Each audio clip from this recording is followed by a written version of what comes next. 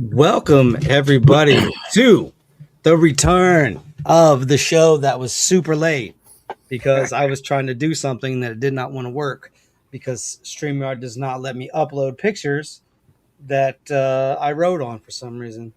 So we'll talk about that post show. I have an idea for us all that makes this instead of us doing the intros. I think that we can just put up a nice, nice something that pertains to that to kind of show attention to that as like a picture, and then we just have the words of this uncanny other episode, whatever, whatever, whatever, um, and do it that way. I think that works out for all of us. And anyways, yeah, you guys just got to see a live business meeting. You're welcome. Get to see us live in action. But welcome back. We are 345 episodes deep of this show. And last season, we brought you some heavy hitting topics.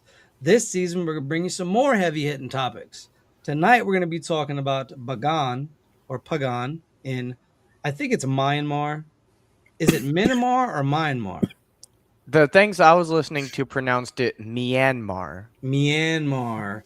It's tough for a lot of us because, a lot of their culture over there in like Asia, East Asia, there's a lot of consonants next to each other and not so many vowels within those consonants. And they're also pronounced differently in their languages as well. Yes. And that's sorry. No, go ahead. Go ahead. Oh, I was just gonna geek out for a second and say that's where the English comes from. Yes. Is the difference in how they pronounce things. Yeah, you're right. So obviously you haven't seen our faces for a while. Well, you've seen mine and Spider's if you've tuned into our streams, which if you have, thank you very much. We always appreciate you guys tuning in. Gentlemen, starting with Spider, what have you guys been up to during the break? We see Spider, he's still deathly ill. If you remember last season, he was deathly ill. Yeah, I've been sick with a cold that just boomerangs for the last 6 months, but I'm on medicine today. I started medicine yesterday, and I'm continuing on medicine today, and maybe someday I will not sound like an utter trash fire. Maybe. He sounds like a literal trash. I've heard trash fires that sound better than him. Yeah, I know. I've got like the smoker's cough or something. Oh my gosh. Smoke. So we've got big news, though. We've got all kinds of big news, of course. The show is back. I want to remind everybody of that. You're watching it right now. We've all got new content in the works. There's more episodes of The Visitor coming up. I saw that. Yes, There's sir. Steven's show, The Oddities Around the World, is still kicking. We have plenty of content on our individual YouTube pages, as well as on our Twitch channels and all that good stuff. And you're going to be seeing a lot more content. The last thing I want to talk about before we get into the show real quick is that there is a sale on at the uncanyshop.com. The uncanyshop.com. If you put in the code uncanny15 at the checkout, you get 15% off your order with a whole new brand of new shirts featuring our new logo over there. Right there. Like that's the new logo. You can get new hoodies with a little like spot over here. It's not dominating. It's just right there. You got t-shirts, you got ladies tanks, you got all kinds of stuff. So theUncannyShop.com. Buy some merch, support your boys. Support your boys. Support us as we support your ears with great conversation. Steven, what have you been up to besides being awesome? Mostly just work. Made a book. Been working on, like Spider said, podcast coming out pretty soon. Probably gonna try to get that ready by next week. Ooh. Mostly just been working. Anything coming up for you, sir? Besides anything you got coming up yourself? Are you gonna get back into that streaming? Are we gonna see some Metal Gear Solid? Maybe some eventually. Just gotta get into the right, headspace for it, the right mindset. Okay. But I'm working my way towards it. Hello. What announcements do you have, Spider? Well, that was it. I went through like the whole spiel. You gave me my time and I took it. You gave me the time and I took it. I took it. Gentlemen, what do you know about Bagan? We'll start with Steven. Steven, what do you know? What did you know before? What did you know before we did this topic, and what do you know now after I announced that we were doing this. Okay, before we did this topic, I didn't know anything at all, and now I've found out a little bit more. It is on this river, the Awakadi River. I'm not good with the names, like you were saying earlier. It can be rough. It can be rough. Sure. Yeah.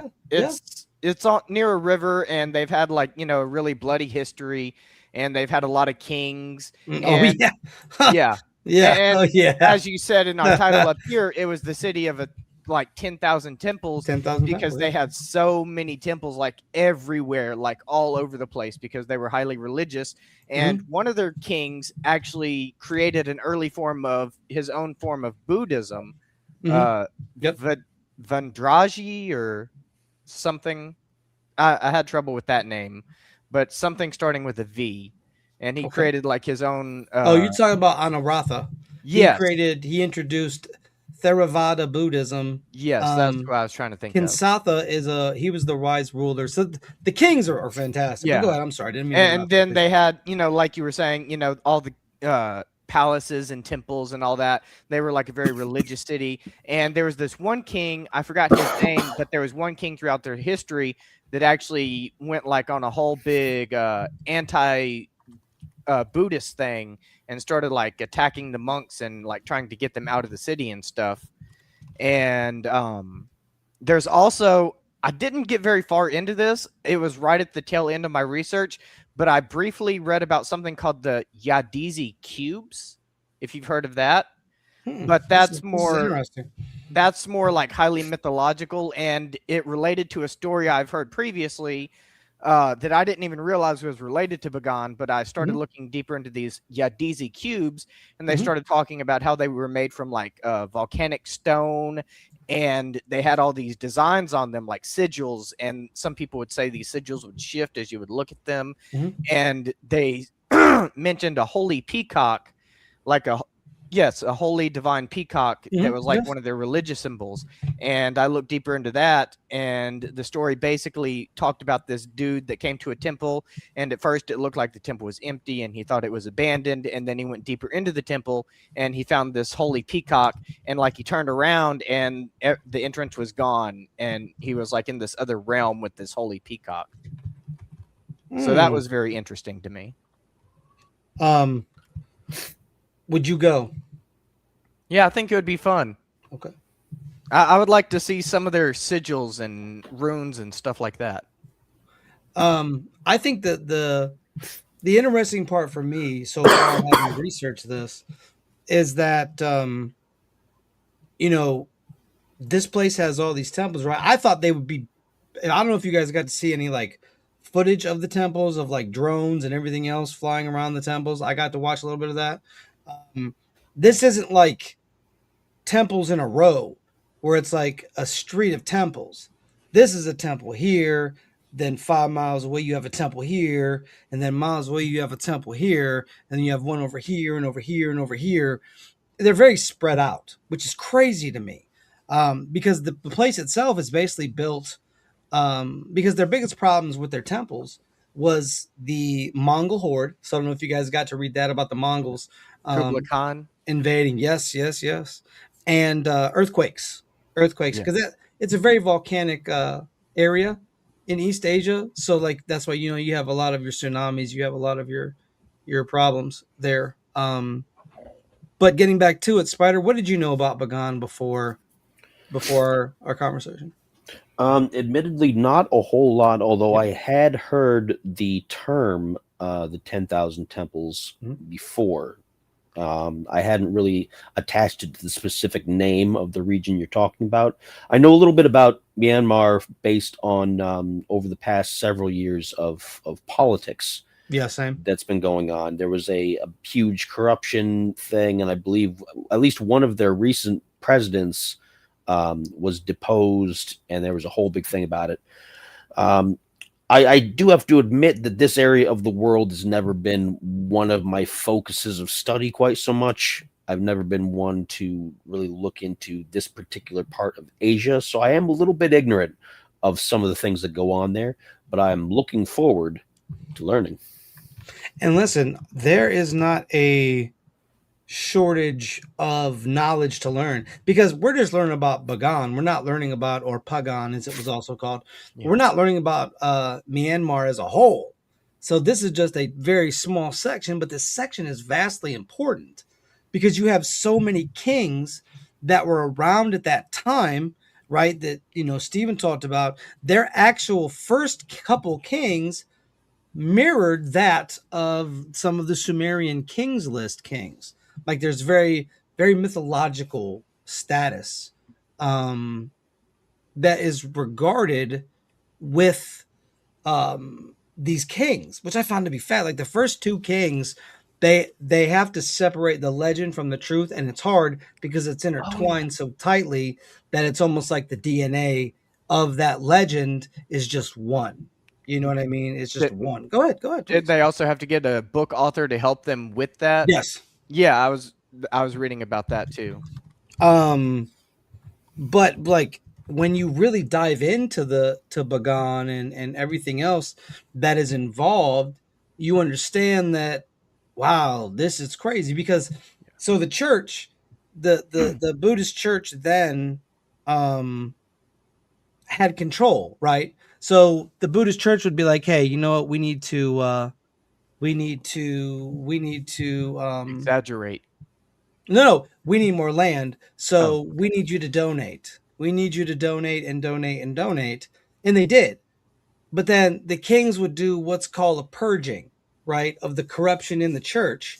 And then what would happen is people would give more after the corruption was done. So the church got even more land back. And the Because the thing was the ruling, you don't got a lot of power if you don't have land. And if people are donating their land to the church, that where does that leave the kings? And there were actually like broke kings during some of those periods because the church got so big and so large, and the kings themselves, they would try to get more places. But what they would do is the early kings, when they would feel bad about something, like Narathu, I don't know if you read about Narathu. Narathu was like a very much tyrant, right? He killed his father and his brother to get the throne. And so to make amends, he more or less built temples. He built one of the biggest temples there, the largest, but it was never finished because, in a state of irony, he also got assassinated. Yeah. Because, he was paranoid all the time too. Yeah, well, if the temple wasn't made right, he would cut the hands off or kill the people building it. So could you imagine going into work and being like, Spider, imagine me and you went into our Sears days and we didn't get a shop your way and they just cut our hands off. But that's quit. How it is. I would quit too, probably. Yeah. You don't have hands anymore. So what am I gonna use? If you don't got hands, you got, Yeah. Talk about getting fired. Talk about getting the axe. Yeah. There you go. There it is. Why do you think they built so many temples? Spider, I'll ask you first. Why do you think so many temples were? I'm going to ask you to go with Steven first because we're having some technical issues here, and I'm trying to fix them. There's some stuttering and things going on. I think I fixed it, but I completely lost most of that part of the conversation. I apologize for that. I didn't intend to. But I want to make sure the experience is good for our viewers here. I think we're okay. But Steven, you go ahead first, and then I'll catch up to the conversation in a minute. All right. So why do I think they built so many temples? Is that what you were asking? Yes. What do you think the reasoning was? I think it's like you said, and they built so many temples because for a few reasons. I think one of the biggest reasons is, like you said, he was trying to, atone for his sins, as it were, for all the bad stuff that he did with as Netanyahu when he was in charge. And I think he was just trying to build so many temples because he knew he was such a terrible person. And he felt, if I build all these temples, then the citizens will forgive me and then they won't try to kill me. but he couldn't build the temples fast enough. And I think another aspect of it was just because it was such a holy and religious, city, and that was such a big thing for the citizens there. I think he was just, other than him, like even the other kings and leaders that built temples, I think they were just trying to like appease the citizens. And at one point in time, I heard the church actually had more money than even the city itself. Like the church had all the economy. And I didn't really get too deep into it, but I briefly found out something about tax havens, and they would give the tax exemption status to the churches. So the churches just kept buying up all the land, and they eventually owned like 50, 60% of all the land. So I think that was another aspect of it. And to close out my opinion, I also thought it was interesting because the temples kind of reminded me of the pyramids in Egypt, because I heard a story that Netanyahu actually ended up being buried in one of his temples behind a sealed wall that still to this day has never been opened. But that's just like a theory, a conspiracy theory, as they were. They don't actually know what's behind the wall. Okay. Spiders, thoughts? I'm caught up now. He said I'm caught up now. No, I think Steven has a point for a lot of that. There probably was a lot of soul searching from the prince there, that probably to make sure he could kind of grease the wheels a little bit into a better outcome. The other part of it, though, is that Buddhism and Hinduism are very closely related.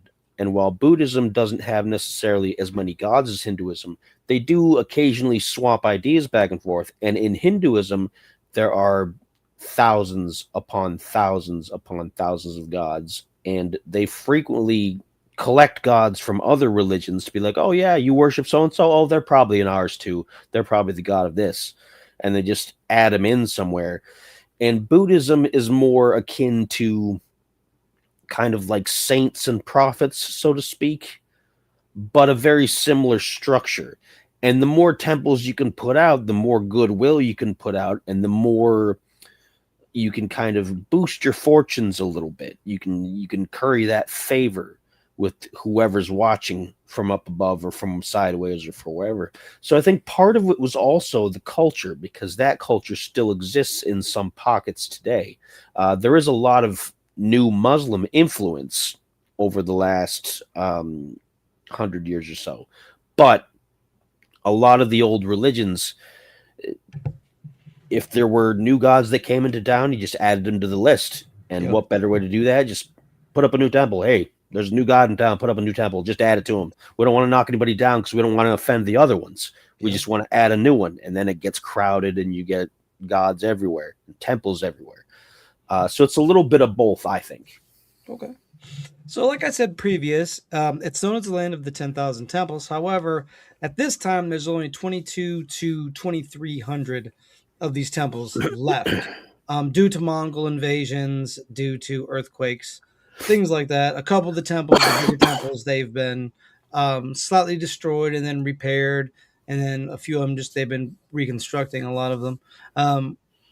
In 2019, the temples at Bagan were recognized with the UNESCO World Heritage status. Now, I want to sidetrack here a little bit and talk about the UNESCO World Heritage, because I was like, what does that mean? What does that mean you get that status? Does that mean, is that a good thing? Is that, is it just a, what's the word I'm looking for? What's the word I'm looking for? Is it just like a, status symbol, or like a status symbol, like ornamental, like it doesn't really mean anything, right? But this is from the site. The UNESCO World Heritage listing offers international recognition, enhanced conservation, funding, and tourism. Members also have access to technical assistance, legal protection, and a commitment from signatory countries to protect sites. So, signatory country means the country that signs it. So whatever country that UNESCO World Heritage Site is in, it is protected. So, and then they have to, which I thought was interesting, because a lot of wars and stuff that have been going on, they don't usually go after the UNESCO World Heritage Sites. right? They steer clear of those. Unless you do horrible things and you destroy museums and take priceless objects and destroy them or destroy. Anyways, I'm not gonna get into that because it'll just make me mad. But that's a little bit about the UNESCO World Heritage Sites. I wanted to know why it was so important to have that status, but then I get it. That's the reason why, because these things need to protect it, and I'm all for this. There's not a lot of things. Italy's the country with the most UNESCO. Oh, Rebel would love that. Totaling 61 is January 2026. This includes cultural sites like the Colosseum, Venice, and Pompeii, as well as natural sites such as the Dolomites and the Appian Way by Appia, which was inscribed in July 2024. I was trying not to interrupt you while you were talking. Oh, you are fine. You are fine. We're just having some conversation. That's what the show's about, having some good conversations. So, gentlemen, I'll ask you, what do you think of the UNESCO? Like the not the institution itself. What do you think about having the UNESCO, like a UNESCO World Heritage Site, out there for these locations? We'll start with Spider since he went last time. I think it's a great idea. And up until relatively recently, I think most countries, even if they were at war, had sort of an understanding not to go out of your way to destroy things. Like there's places where you go to some countries like in Cambodia and whatnot where there's bullet holes in some of the temples and ruins, and that's unfortunate. But they try to put up plaques saying this is what happened, and they try to keep it protected from there. The only time in recent memory that somebody has completely thrown that out the window was, of course, during the battles with ISIS a few years ago. And that was a shame. They essentially went through, as you had mentioned, they went into a museum and they were just toppling artifacts and smashing them. And a few times there were rumors that they bulldozed remains of ziggurats and things. Although there's also rumors that the United States did that previously, and so who knows? I don't want to point any fingers at that necessarily and cause any conspiracy theories, but most of the time, people are pretty respectful of the fact that, okay, a lot of people in the greater world outside of just us see this as an important historical thing. Let's not go out of our way just to bust it. If it gets hit, collateral damage, well, it can't be helped. We're fighting each other. We hate those guys. But for the most part, I think it's a great idea. Now, going into the future with things like that as a potential that could happen, you kind of have to wonder, is UNESCO going to have to be, I don't want to say militarized, but partially have its own kind of security force to try to take care of these areas? I don't know how feasible that is. It's not an organization that gets that kind of donations from people, and they rely a lot on the country's goodwill to keep track of these things. So your mic is muted, Rob. Sorry, they don't have a security force they can just send in. Yeah, if things start going haywire, and you have to wonder if that's something that should be implemented. I think it should, because we have to preserve our history. Because people who want to destroy our history are the ones who want to rewrite said history. Mm-hmm. And the funny thing is, we don't know if that history that they're wanting to destroy was rewritten. You know what I mean? We don't know. Good point. We don't know. It's been the rise and fall of civilization so many times that we've lost more than we've ever rediscovered, and we'll never probably be able to get half of what we used to know. And even what we rediscovered could have been rewritten by someone else. True. I mean, certain things like buildings and ruins and things like that their usage could be rewritten, right? Mm-hmm. But finding those things, that can't be rewritten. We found it. You know what I mean? Oh, we could find older things. That's true. And a lot of times, if they dig beneath soil, you'll find the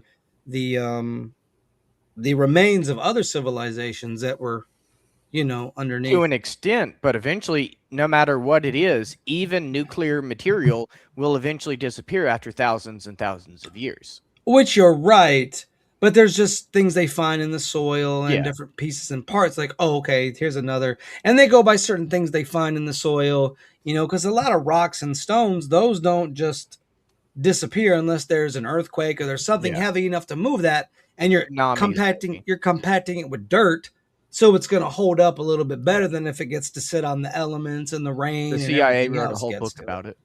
Yeah, so there you go.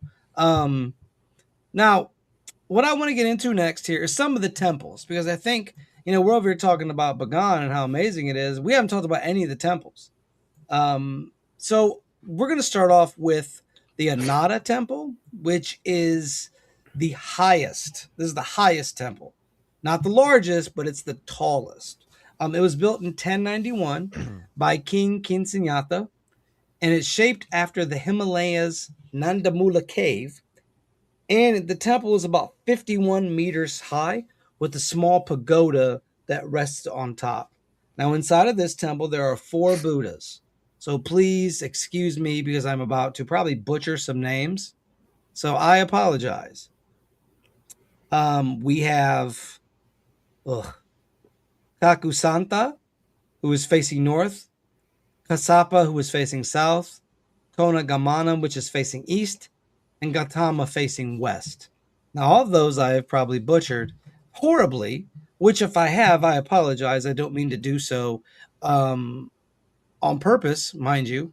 But those are just some of the Buddhas that are there. There's so many Buddhas, and I'm not familiar with Buddhism. I think Steven is. I don't know if Spider is. I don't, because we never really had that conversation about Buddhism. Is one of them that I had been partially familiar with, but I'm not. Again, not being a Buddhist, I'm not an expert. I'm not an expert either. So, I lost my train of thought. The 4 Buddhas on the pagoda at the top. Thank you. That's that temple. That's Ananda Temple, which is, part of the network system. Next up is Gawada. Hold on. Gawadao Palin, which was constructed in the early 12th century by Narapati Sittu and Telomino, which that last one, there's an H and a T together. I do not know how to pronounce that. This is the second tallest temple. And in 1975, the temple was heavily damaged, but then it was reconstructed. The third temple we have is That Beninyu, which is the tallest temple in Bagan. That was the other one, but they're saying this one is. It's 66 meters, so that one was the second tallest, and It's a 5-story temple that reflects Bagan's innovative architecture and style. It expressed the spirit of nationhood of the Burmese people. In 1975 and 2016, that Beninyu, that's so crazy. I'd have to show you guys this wording. It was heavily damaged and it's currently undergoing reconstruction. Then there is the Shwin Sendao Pagoda, which was built during the reign of King Anuratha in the 11th century. Anuratha is like he's like the how do I put it? What would he be? What would he be compared to us? Who is like a legendary leader in the United States? Like George Washington? You know what I mean? It'd be more like one of your tall tales. No, it'd be like Paul Bunyan or something like that. It's me thinking about a greater person than yourself, almost. But he was real though. Paul Bunyan wasn't real, right? But I mean, Anuratha was real, equivalent wise. What about King Tut in Egypt?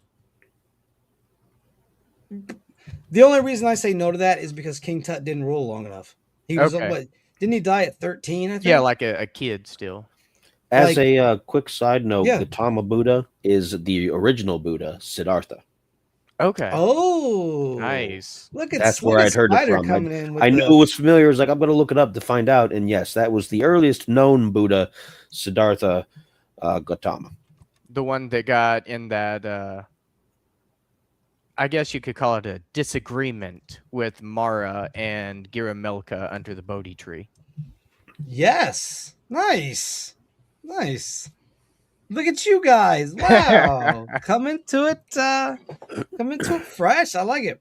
So this is like one of the most important shrines. It's said to contain both a tooth and a bone of the Bhuma Gautama. And there's 4 standing Buddhas again. And this one has also been renovated several times over the centuries. Now that's the Shwaizengon Pagoda. I read over the other one. The other one is important because it is said to have hairs of a Buddha. And that's the original Buddha that Spider had talked about. What's funny about all this, to be honest, what makes me laugh a little bit. They gave him the fake tooth. Yeah, you saw that, yeah. And he was cool with it. He was Yep. cool with it. He was like, "That's fine. I'll They take this fake multiply. tooth. It's cool. It's cool. Yeah." And that's the thing. Like everybody has a sacred tooth, Yep. and that's what I wanted to say about the hairs. Everybody has a sacred hair. You know, we could just pluck Spider's hair or your hair or my hair and be like, "This is the great Buddha Siddhartha right here."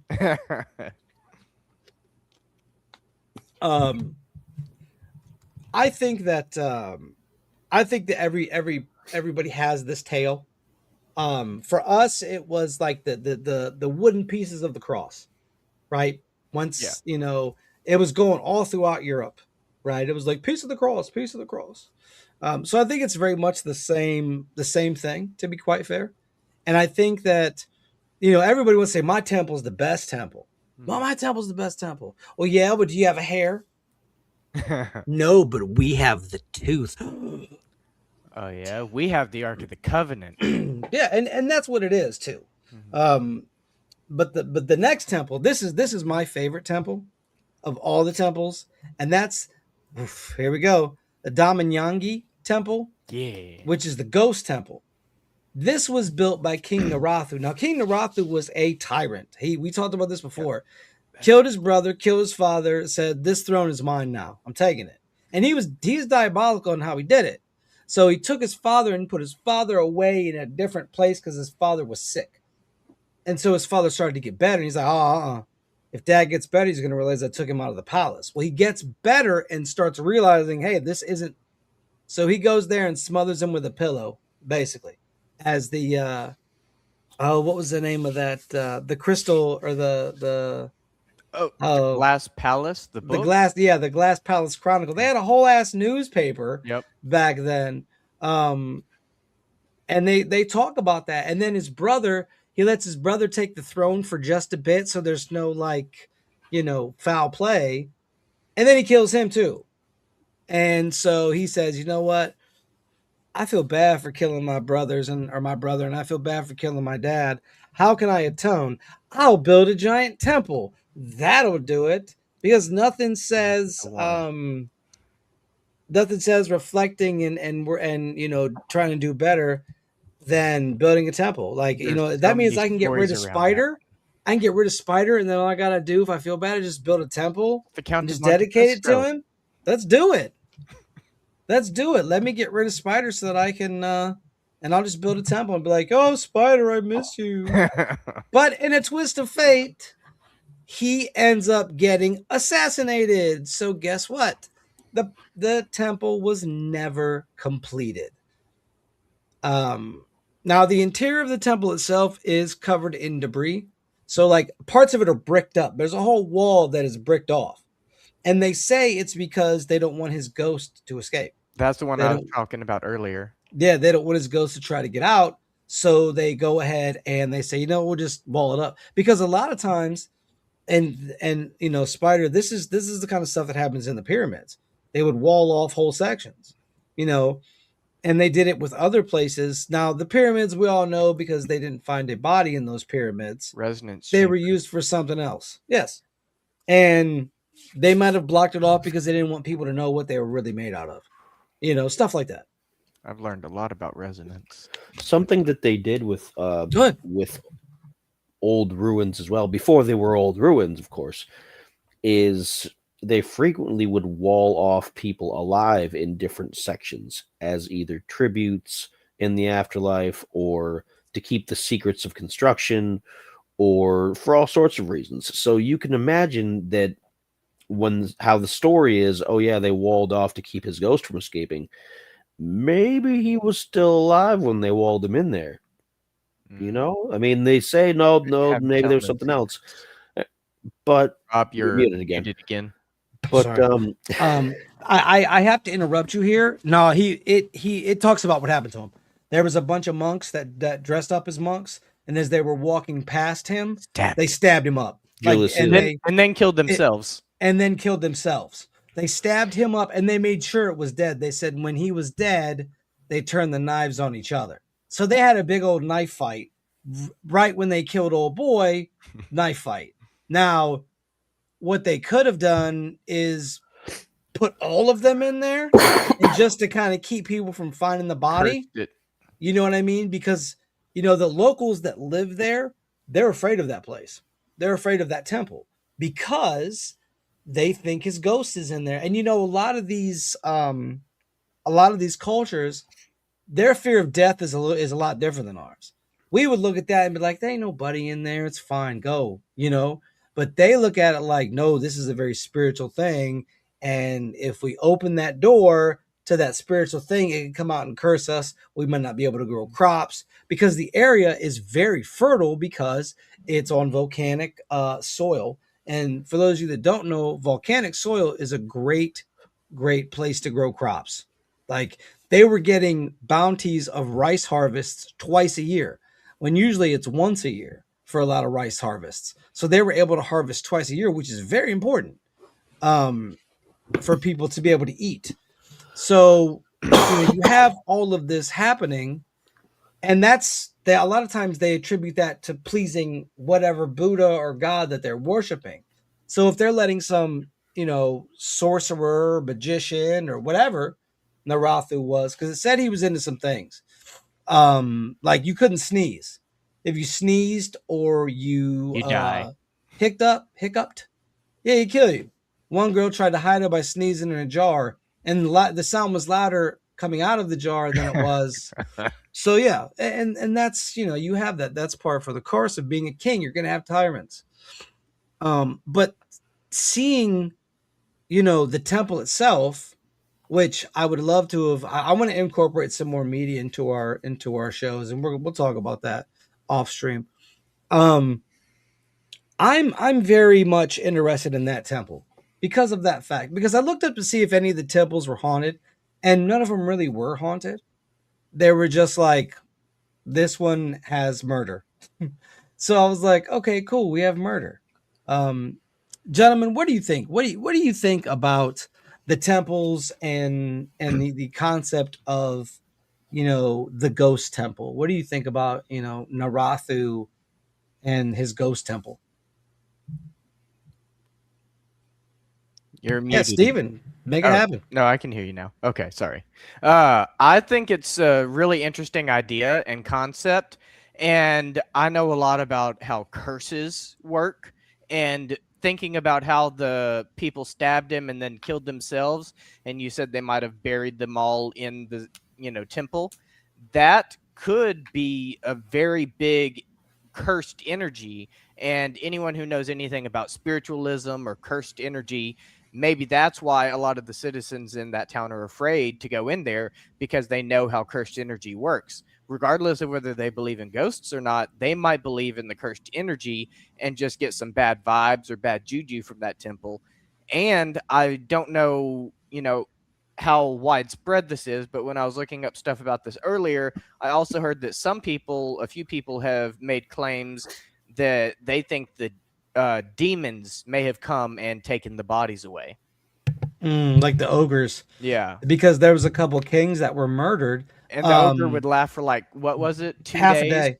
Half well, the a day? one was like half a day, and the other one was like 2 days. Yeah. I think Anaratha, when he died, the ogre was laughing because they got rid of a great king, and it's alchemy right there. That's crazy. It's interesting to see like the ogre ideology, because ogres in Asian mythology are different than ogres in European mythology or like your D&D campaigns, right? These ogres are intelligent. They know how to play tricks. They know how to they're not just some big dumb brutes. And they have magic, right? And they can do magic, yes. Japanese ogres are very much like that, yes.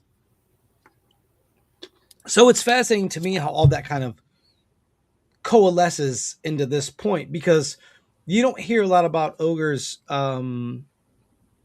in general, but like I guess in Buddhism they're a little bit more profound or than they are in other religions, because most of us, like myself, Spider, you, when we think of ogre, we think of maybe big giant with a large club, or that sort of thing. We don't think of them as intelligent, but then in Asian cultures they are intelligent. I also wanted to mention the symbolism because they said that these were Please. very, hated and vilified kings. Mhm. So I'm wondering if maybe the ogre wasn't representative of the common folk, the serfs, the citizens, basically laughing at the death of the tyrant. And that's the allegory for that could Yeah. be there. There's a case to be made for that. Sure. Spider, your thoughts? This part of the world that we're discussing in even Asia as a whole, but especially in this area, there's always been a high level of superstition and of just a lot of belief in things that you can't necessarily see but are going to come and get you, or that are going to stop you from getting what you want, or are going to give you bad luck, or something like that.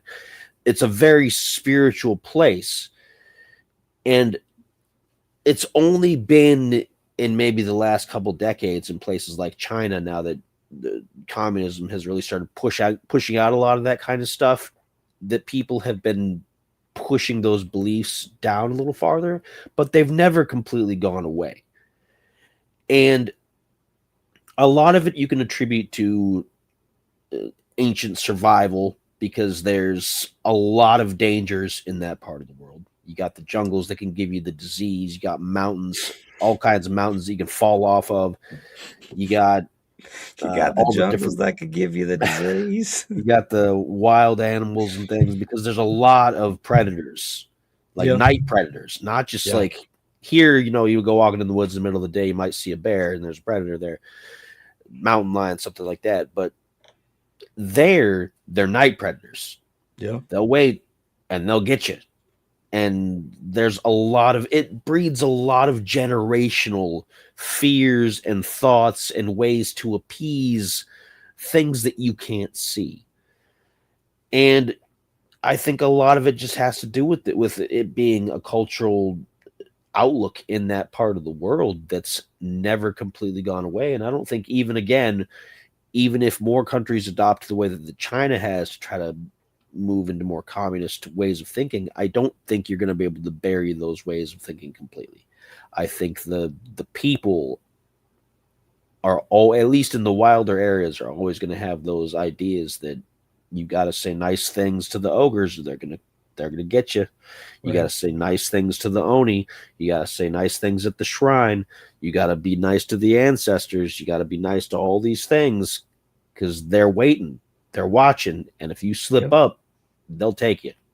And And it's interesting you say that, because while I was researching this, people who didn't give to the church, they were like, "Oh, we hope all the bad things in life happen to you, and then in the afterlife, we hope they happen again, and then we hope you're reincarnated as a leech or as something that gets to be on the temple, so you can appreciate how beautiful these temples really are, and so we hope that happens to you 5,000 times." So, and people would giving, and we're giving freely. They were like, we don't want to. We want a great afterlife. Because they We were want a afraid. great afterlife. Listen, it's a great scam to run things. Control through fear. Because you're controlling them. You're saying, hey, we can give you a better life. You'll get a better life by donating to us. And then the kings would come in and say, oh, that's corrupt, clean it out. But then people would say, oh, it's clean again, we can donate even more stuff. Mhm. And so the land just kept getting donated and donated and donated. And here's these kings. If you don't have land, you don't have farmland, you don't have anything, you're weak. You're just a Not much of a figurehead. king. Yeah, and that's why a lot of them were broke. Like, I've never heard of a broke king until I learned about Bagan. Like, you don't. And they were like, yeah, they didn't have any money. Like, what? What kind of king doesn't have any money? Like, none. And this was way after, but when they were at their height, they were branching out and talking to different parts of the world to say, hey, we're here now. Let's make a pact. Let's, with Beijing, they did it with China, and so it's interesting to see they're here, but then because of the corruption, right, they just, and, the temples obviously didn't, those cost money to repair. That stuff is not cheap. And so they're like, well, we can't repair them. So a lot of things fell in disarray because people can't afford it. the church owns everything, and they use the temples as tax havens. They're able to use those temples as a way to shield their money from getting taken. Very, very good point, Spider. Did you have anything else to say? I didn't want to cut you off. No, I think that was pretty much it, because like I said, it's very superstitious culture. And as much as people might hear that word, say, oh, superstitious, well, we can throw that out the window. It's very important to them. Superstition is not just one of those buzzwords you throw around just to make fun of people. Various areas of the world, the people take that super serious. And if you don't, then you're going to find out. And you don't want to find out. So if you want to visit these temples in Bagan, because I'm curious, I definitely want to go. This is something that's kind of a new fascination for me. So I will 100% be interested in going. You need a Bagan archaeological zone ticket, which can be purchased for 30,000 kyats, which is about $10 to $15. Okay. In American money.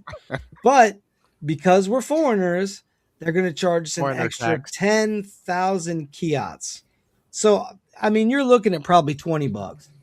But $20 to go see all the temples, okay, here you go. Now, here's the problem. These temples in this area are filled with beggars, beggar children.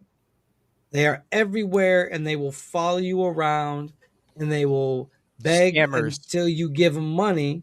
Or there'll be people that set up shop inside of the temples, and they're selling, goods and everything else. And there's people, because the temples, like I said, are so spaced out. I don't know if either of you, I know Steven probably saw a couple images, but I don't know if you got a chance to see a couple images of the whole thing.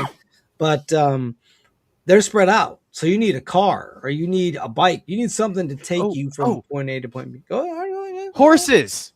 They said a lot of people like to get carriage rides on horses because it gives them a sense that they're back in the olden times. Hitting every bump. Oh, I got excited. But there's people there for that. But I guess like some of the stuff I've read is that the beggars, they will harass you. And obviously you want to be safe. Oddly enough, no. There's not as many pickpockets. Probably because that's one of those places where they probably still take your hands off if you're stealing things. That's what I would think. Yeah. I'm not saying it doesn't happen, but when I was reading it, it didn't say that pickpocketing was a thing. What I read said that it does happen, but it's extremely rare. Because a lot of places, when you go to them, they'll tell you like on the site, like, hey, be careful of pickpockets. Yeah. Right?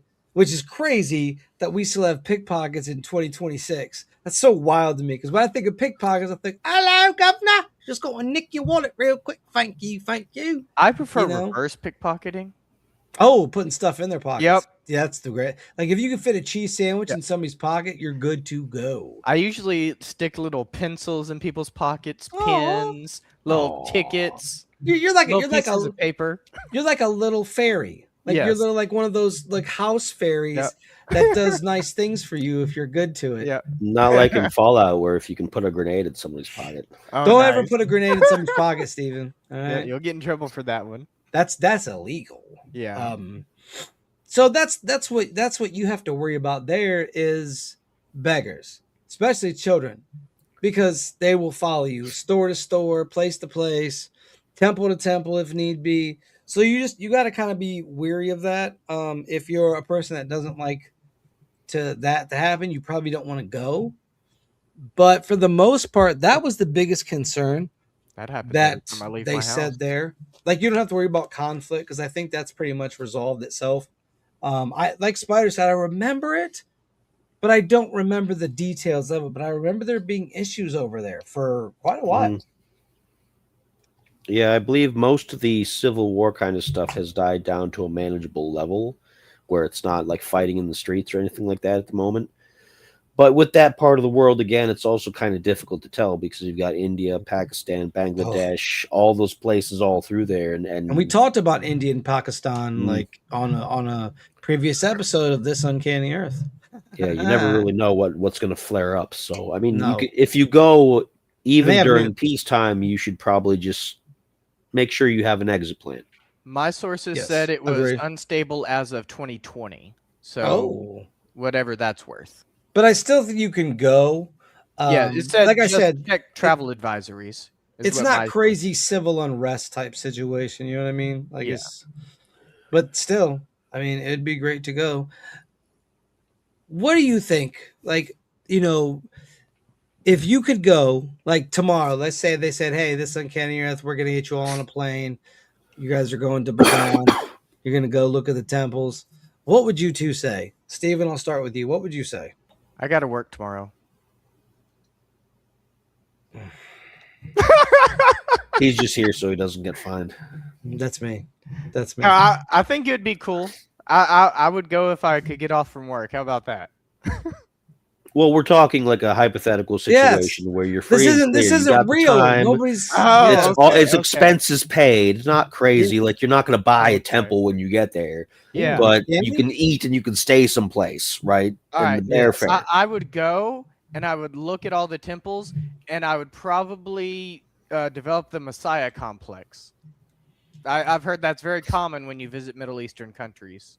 And That's an Asian countries. country, but close. Yeah. Close. Like very highly religious areas. I heard a lot of people develop Messiah complex. Spider, what about you? I wouldn't mind. I'm not a big fan of traveling these days, as most people know. But you know, if you take It's care of me, hypothetical. Like I gotta if it's tell comfortable, Steven, it's right? hypothetical. If it's comfortable, Jeez. if you're gonna cover my food and probably a drink here and there because we can get whiskey smuggled from India, then you know that's perfectly fine. I would see if they'd let us take some rubbings of the temples, like with the paper, like gently and stuff for the symbols and the carvings. Yeah. Well, there's nobody there to stop you. That's the thing is they don't have people there because so when you buy your ticket or your archaeological ticket, you buy it at the airports or you buy it at shops. You don't buy it at the temples. There's nobody there to take it.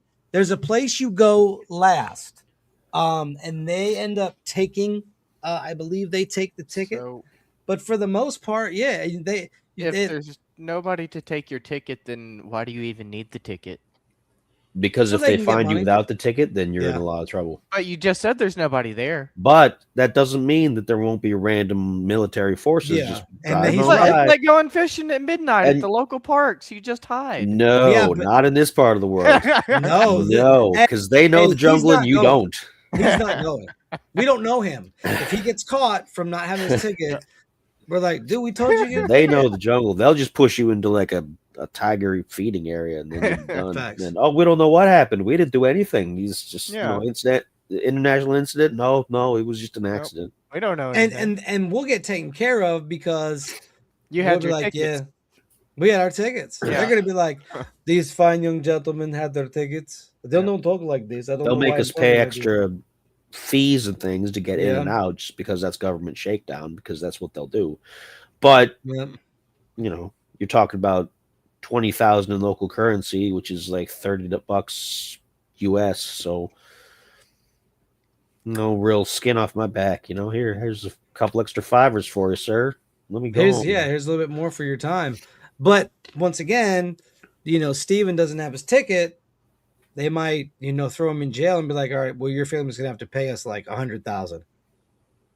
Just let me in stay. fines. So, but yes, you two, if we could go and all expenses are paid and Spider gets to travel in comfort and luxury. Yes, obviously all of that, because this is hypothetical. This isn't a real case scenario. Well, if it was a real case scenario, we would obviously have to be paying for it. Oh my gosh. I don't know why. You know what? We could have canceled after last season and it would have been fine. It would have been perfectly fine. It'd been great. All right, that's enough. That is it. That's all of the Bagan that I have for all of you. If you want to know more about Bagan, head to your local library, but I doubt they would have books on Bagan. They might have books on Myanmar, but I don't know if they would have specifics. Or just go on the internet, type in Bagan, go look it up, go to their website, go look at the temples, go there, go visit there, and tell us what it was like. Don't forget your ticket. Don't forget your ticket. It's like Indiana Jones and Last Crusade. I was No thinking Polar ticket. Express. You know, No, No ticket, ticket. no North Pole. no, you get straight thrown out of the Zeppelin. Well, That guy that'd be didn't a have good his thing, wouldn't it? ticket. Didn't that thing blow up? Nah, that they weren't one, on no. that one. That was But the the Oh, different that was a Hindenburg, different one? yes. Anyways, you know what? I've had about enough of this, whatever this is. Welcome back to This Uncanny Earth. We're back at it again. We're going to have some amazing topics for you guys. What do we got next week? I think next week is Lemuria. Mm. I can't remember which one because for the longest time I honestly thought they were the same place, but it turns out they're actually two different ancient lost civilizations. Lemuria, I hardly know her. I'll look it up real quick. It'll take me like 5 seconds. 5 seconds. 4, 3, 2, 1. 0. And the topic is Lemuria. That is correct, yeah. Because Mu All is right. also a thing, but that's actually a different civilization. We're going to be having a lot of fun this season. I hope you guys are ready. Strap yourselves in because we're back. And as always, why be boring when you could be uncanny? We will see you folks next week. Peace.